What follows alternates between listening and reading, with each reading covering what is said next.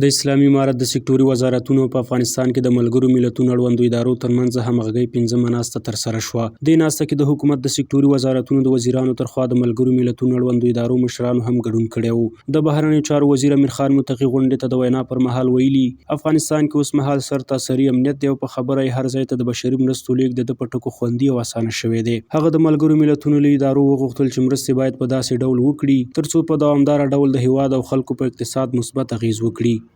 لنیکه مرغه نن په داسې یو فرصت کې راټول شوي یو چې د الله تعالی په فضل په افغانستان کې امنیت ډاډمن شوی او تر بل هر وخت د هیواد په ګوټ ګوټ کې د بشري مرستو رسولو لپاره لاسرسی ممکن شوی. ځکه نو پکار ده چې په پوره قوت او اخلاص د اړمنو لاسنیوی وشي او اړینې بشري مرستې ورته په وخت ورسیږي.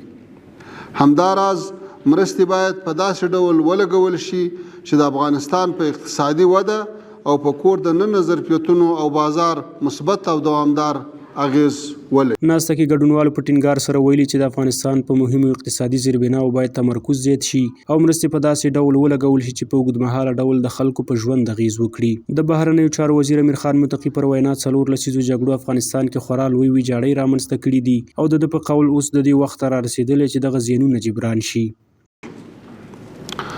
4 لسیزې جګړې او ناامنۍ په افغانستان کې په هره برخه کې ویجاړۍ رامنځته کړی او منفي اثرات یې پرېښودل.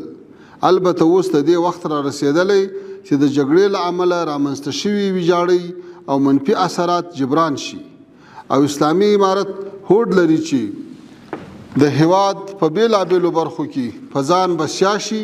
په تېرو 4 کلونو کې اسلامي امارت خپل هڅې د افغانانو اوږدمهاله ګټو ته متمرکزې کړي دي، لکه څنګه چې د بیا رغونې او دوامداره پرمختګ لپاره پانګونې ته اړتیا ده.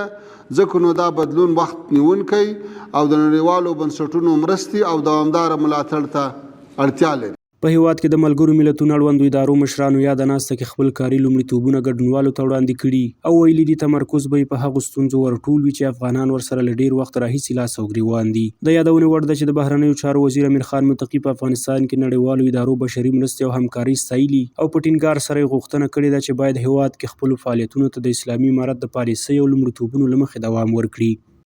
طبیعي پیښو د اغیزو سره د مقابلې